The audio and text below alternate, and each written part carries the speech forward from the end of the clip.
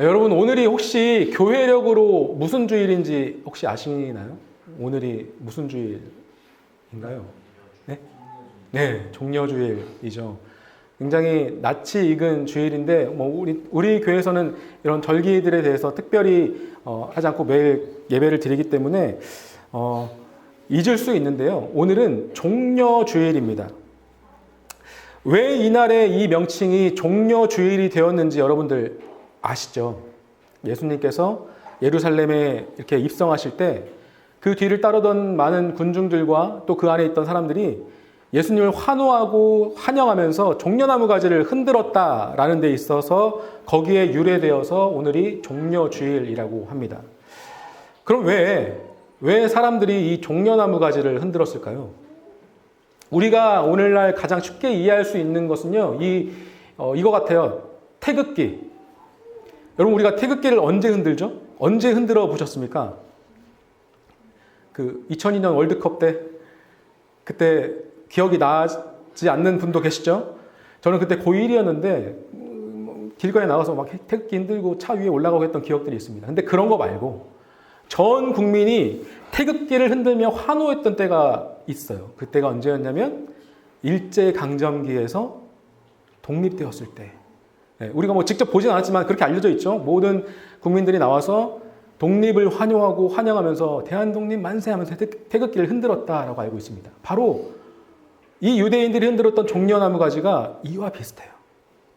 자, 이제부터 역사 이야기를 잠깐 할 텐데요. 지루할 수도 있지만 잠깐 할 겁니다. 여러분 잘 들어보세요. 왜냐하면 앞으로 여러분들이 이제 종려주일에 대해서 누구에게라도 설명하실 수 있을 겁니다. 자, 이야기를 잘 들어보십시오. 성경은 66권이 있죠. 그런데 이 66권 성경 하나하나가 같은 시대에 쓰여진 건 아니죠. 특별히 또 신약과 구약으로 나눠져 있고 또 구약과 신약 사이에는 여러분들이 아시듯 이 공백이 있어요. 그 공백이 400년이라고 알려져 있습니다. 그러니까 말라기 이후에 하나님의 말씀을 대언하는 선지자가 400년 동안 없었다라는 거예요. 그 이후에 이제 예수님이 오신 거죠. 그 기간이 400년인데 우리가 믿는 이 성경, 이 개신교의 경전에서는 이 구간이 비어 있지만 가톨릭, 성당이죠. 성당에서는 외경이라고 하는 다른 경전이 있어요. 이 경전에는요, 이 400년간의 사이에 있었던 일을 기록한 경전이 있습니다. 그게 바로 마카베오서라는 건데요. 이 말씀에 보면 이런 말씀이 있습니다. 제가 읽어드릴게요. 그들은 나뭇잎으로 엮은 화환과 아름다운 나뭇가지와 종려나무 가지를 손에 들고 성전의 정화를 성취케 하신 주님께 찬미를 드렸다. 이 말씀이 기록된 시기가 언제냐면요. 기원전 175년이에요. 그러니까 그 400년 사이죠. 이 침묵기, 이 하나님께서 아무런 말씀이 없었던 이 침묵기에 그리스의 어떤 왕이요. 그 왕으로 추대가 되면서 이러한 것을 공표합니다. 뭐냐면 내가 신이다 라는 거예요.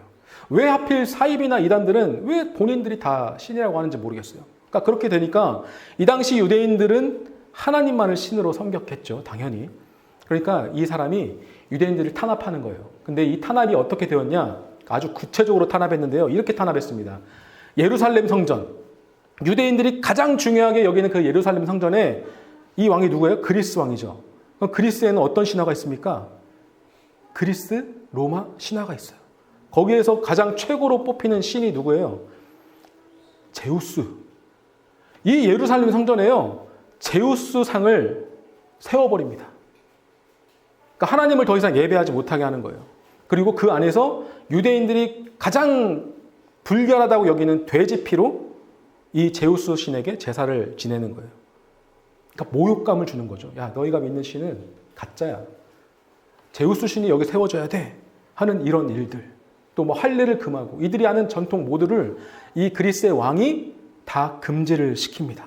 자, 그러니까 뭐 예를 들어보면 이런 겁니다. 우리가 예배 드리고 있는데 갑자기 일본 순사들이 막 쳐들어오더니 너희들 이제 예수 믿지 마 하면서 이거 다 부셔버리고 십자가 내려버리고 다 흐트러뜨려 버리는 거예요.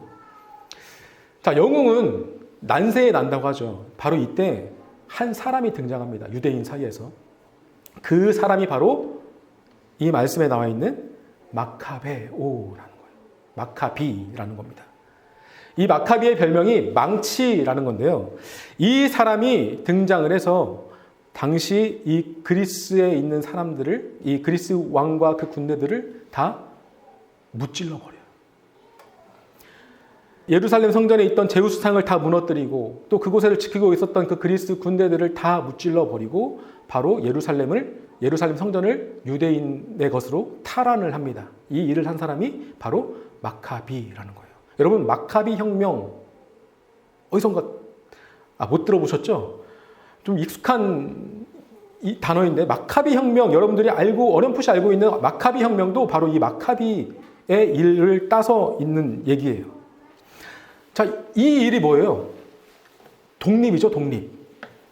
그 그리스 문화와 그리스 왕의 그 압제 속에서 마카비가 유대인들을 독립시킨 거예요. 자, 이때 이 말씀이 있는 거예요. 자, 이 독립할 때에 어떻게 한 거예요? 종려나무 가지를 흔들면서 서로 자축한 겁니다. 자, 그러니까 이 종려나무 그 가지를 흔든다는 것은 뭐예요? 외압과 억압으로부터의 독립을, 그 승리를 축하하는 거예요. 이겼다! 이제 우리는 독립되었다라는 겁니다. 자, 이게 기원전 175년이었죠. 자, 그로부터 175년이 지났습니다. 로마의 힘든 그 압제 속에 살고 있었던 유대인들, 왜 또 이렇게까지 됐는지 모르겠어요. 항상 유대인들은 그 압제 속에 사는 것 같아요. 자, 그 압제 속에서 이제 예수님이 나타나시고 그분이 예루살렘에 입성하십니다. 바로 이때 이 유대인들, 우리가 읽은 마태복음 말씀, 유대인들이 종려나무 가지를 흔들면서 환호하는 거예요. 왜요? 왜 환호했을까요? 유대인들이 본 거죠. 예수님이 행하신 기적들을 봤어요. 병든 자를 고쳐주시고 오병이어의 기적을 베푸시고 심지어 죽은 나사로도 살리셨어요. 이 기적들을 유대인이 보게 된 거니, 이 사람이 바로 이 다음의 마카비다. 우리의 독립을 책임져주고 행하실 메시아가 우리에게 왔다라고 생각을 한 거예요. 심지어 이 선지자가 어떻게 오냐면요. 이 예수님이 어떻게 오냐면 이렇게 옵니다. 우리 함께 읽어보겠습니다. 괄호친 부분도 함께 읽어보겠습니다. 시작. 구원을 베풀 왕, 시온에 따라 크게 기뻐할지어다. 예루살렘에 따라 즐거이 부를지어다. 보라, 내 왕이 내게 임하시나니 그는 공의로우시며 구원을 베푸시며 겸손하여서 나귀를 타시나니 나귀의 작은 것 곧 나귀의 새끼니라. 여러분, 유대인들이 외우고 있는 이 선지서의 말씀, 이 언약의 말씀이요, 눈앞에서 펼쳐진 거예요. 그러니까 예수님이 그냥 오신 것도 아니고 아까 우리 말씀에 어떻게 읽었죠? 어린 나귀를 데려와라. 내가 그것을 타고 들어가겠다 해서 나귀를 타고 들어오셨죠. 이 언약의 말씀이 내 눈앞에서 성취되는 것을 보는 거예요. 자, 그러니까 요즘 말로 얼마나 도파민이 터지겠습니까? 내가 그토록 염원하고 있던 이 생명의 말씀, 언약의 말씀이 눈앞에서 펼쳐진 거예요. 그러니까 도파민이 터지는 거죠. 그러니까 이 사람들이 환호하고 환호성을 지르면서 종려나무 가지를 흔드는 거예요. 그러면서 호산나 다윗의 자손이여 이제 우리를 구원하소서라고 환영을 하는 겁니다.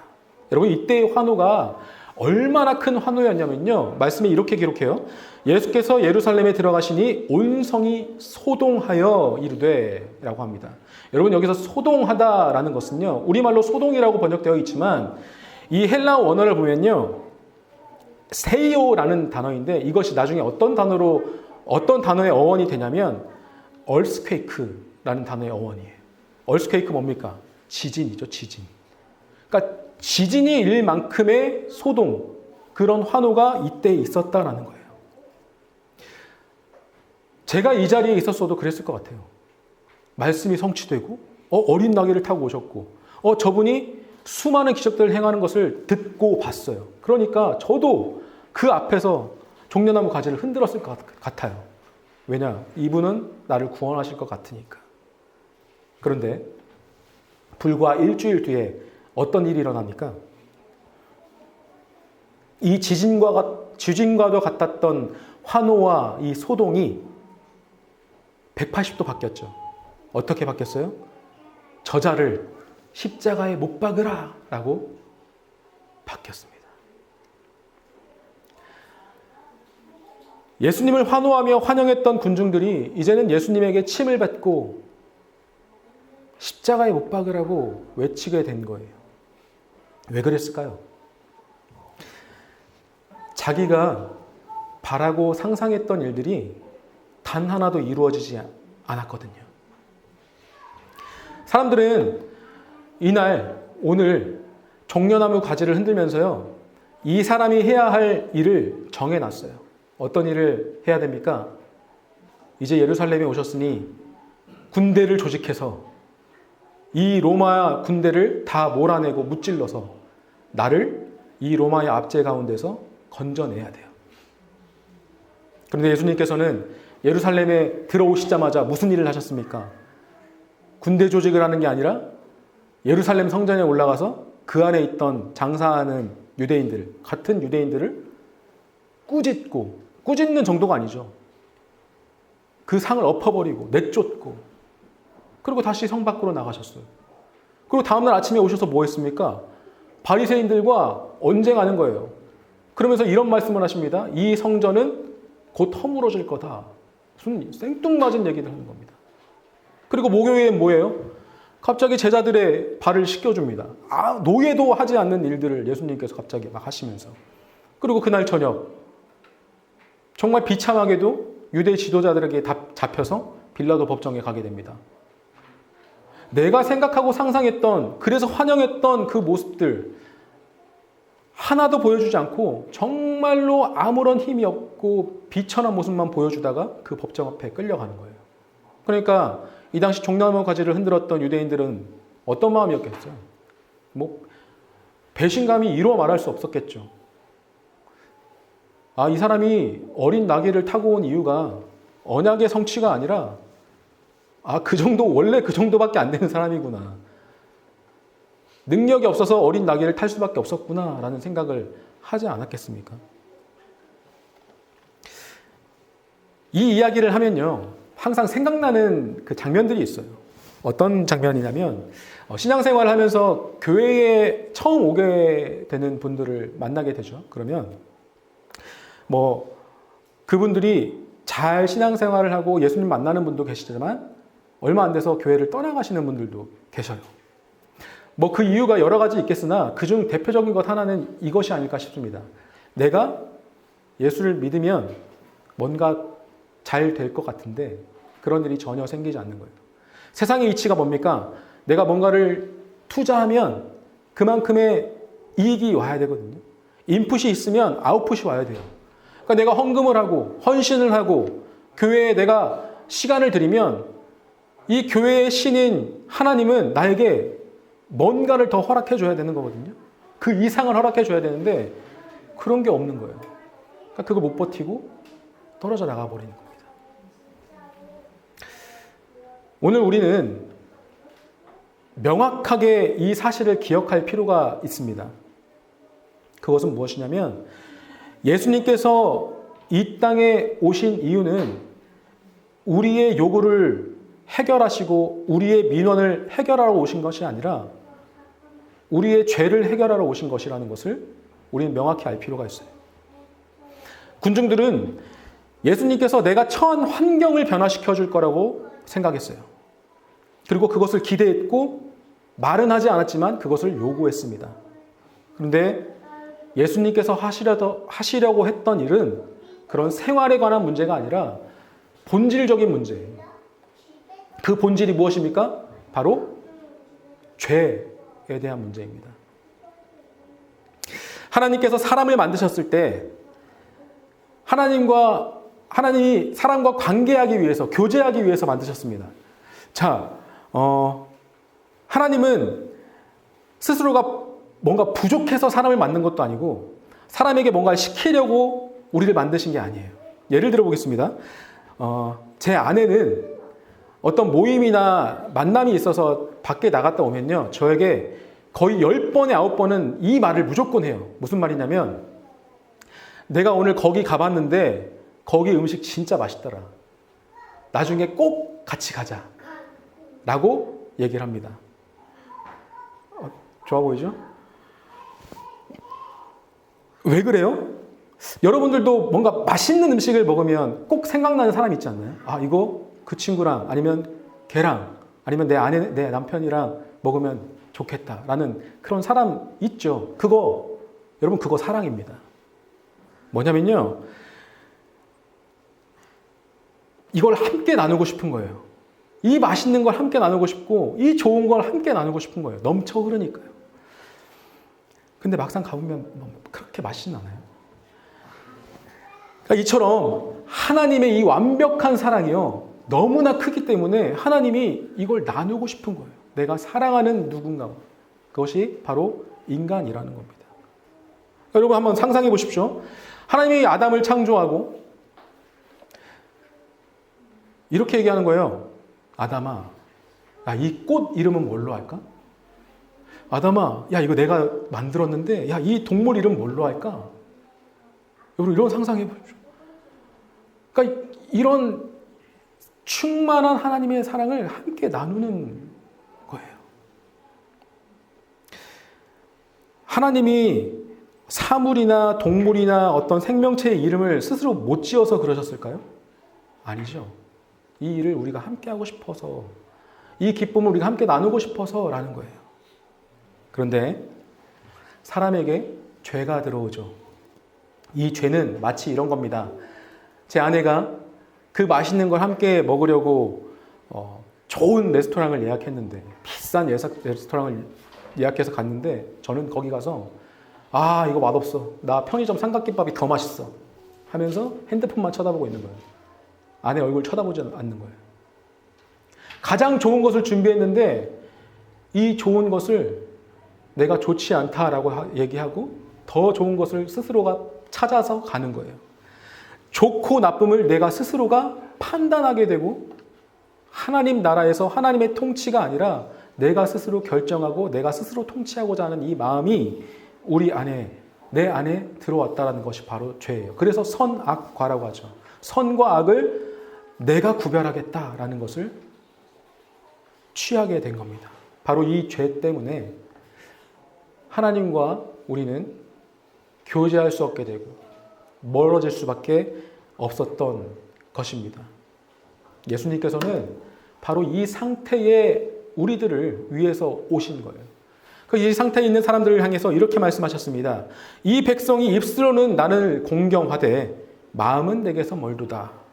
그러니까 하나님은 알아요. 하나님이라는 이 신이라는 존재는 알지만 더 이상 하나님과 그 인격적이고 아담과 하나님이 나눴던 그 완벽한 관계와 교제는 더 이상 나눌 수 없다라는 거예요. 그래서 그저 하나님이 주신 그 율법만을 지키며 그것에 만족하며 살아가게 되는 겁니다. 사람이라는 게 어때요? 내가 뭔가를 지켰으니 그만큼 나에게 줘라 라는 이런 상태.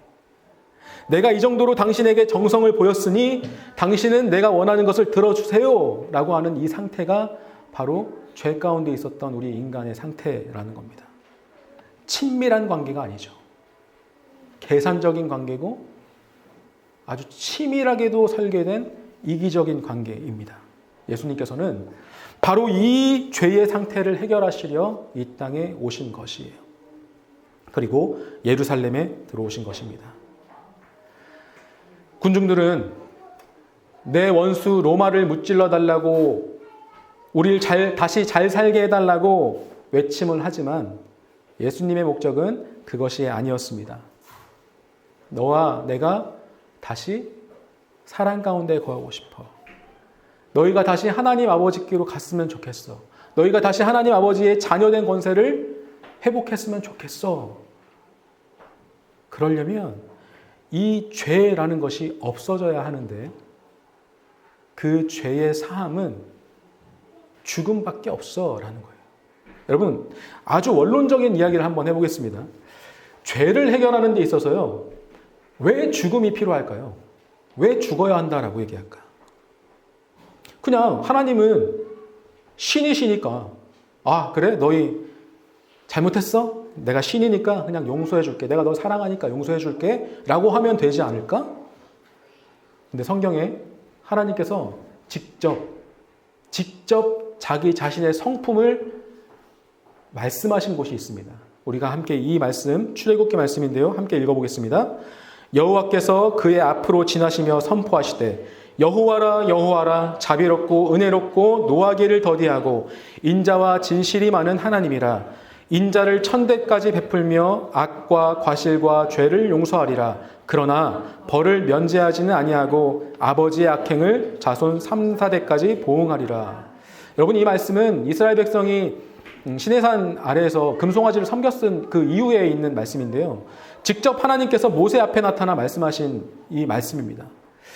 6절과 7절 중반까지 말씀을 보면 하나님이 인자하시고 사랑이 넘치시고 그런 하나님이라고 말씀을 하시죠. 그런데 그 이후의 말씀에는 뭐라고 하십니까? 벌을 면제하진 않는다고 말씀하시죠.